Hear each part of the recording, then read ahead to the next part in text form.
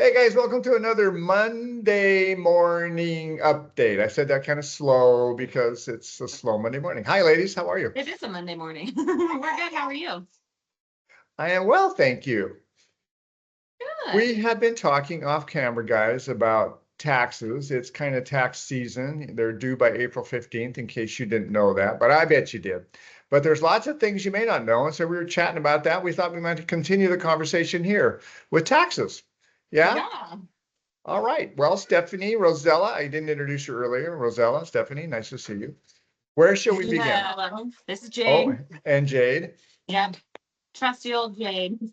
So we were talking because um this is the fun time of year that buyers like to come out of the woodworks. Sometimes we know that there's our 1099 or W-2, whichever your tax form is, it's coming back to you. Those start to come out by the end of this month. And so it causes a lot of people to question, do I need to pause before I buy a house? Do I need to file my taxes before I buy a house? What do I do? And it's a really good question. There's Yeah. not one true answer that fits all, I don't think, but we would love to get your lending perspective on what do you find is helpful for our buyers. Very, very, very, very good question. We can kind of work with most any situation here. If you want to buy a house at the start of January, and you don't have your tax forms back yet. We know that you're going to get them. And we know that most of your tax documents, W-2 statements, 1099 statements, things of that nature are due to you by the end of January. So if we were Yes. going to close mid-January and we did not have those documents, we would use other documents. Like for instance, let's say we need a W-2 income.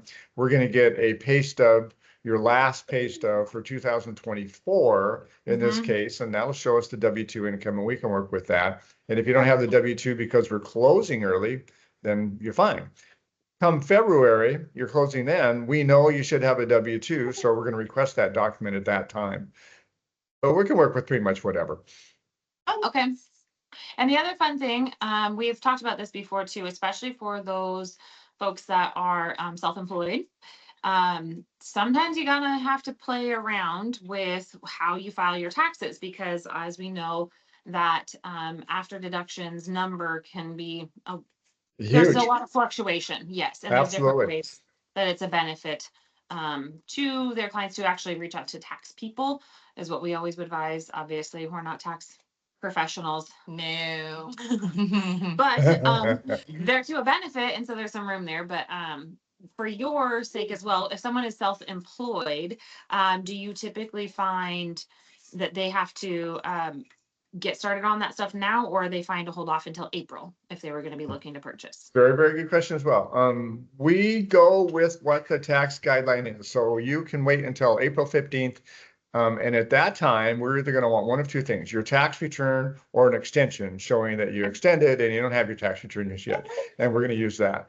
Whatever, if you are self-employed, depending on the kind of loan, we can use potentially the last year's tax return, the one that's been filed with the IRS, or we might need the last 2 years. So let's say you had 2024 and you hadn't filed your 2025 now, you hadn't filed your 2024 tax return. We may need 2022 and 2023 and qualify group with that. So if you haven't filed your tax return, we're going to want an extension. If you have filed your tax return, we're going to want the tax return. And one something I would suggest here is, like Stephanie was saying, when you're self-employed, you have a wide latitude of net income depending on your expenses that you choose to write off. So if you decide not to write off certain expenses that year, you'll have more net income, which allows you to qualify for more loans. And a lot of my self-employed borrowers will send me their tax return before they file it with the IRS, so I can take a look at it and see how much they qualify for. And they say, you know what, we want a little more money because we want a little more home, and they'll adjust their tax return and then file it. Now you can do a refiling, a modification. What's the word Oh, for an that? amendment. Thank you. Amendment to the tax return. But we have to have the amendment prior to any kind of a loan application if you do it that way. So the And we best thing don't to really do is recommend doing that unless your tax advisor advises you to do such. absolutely true. Yeah, Yes. yeah, yeah.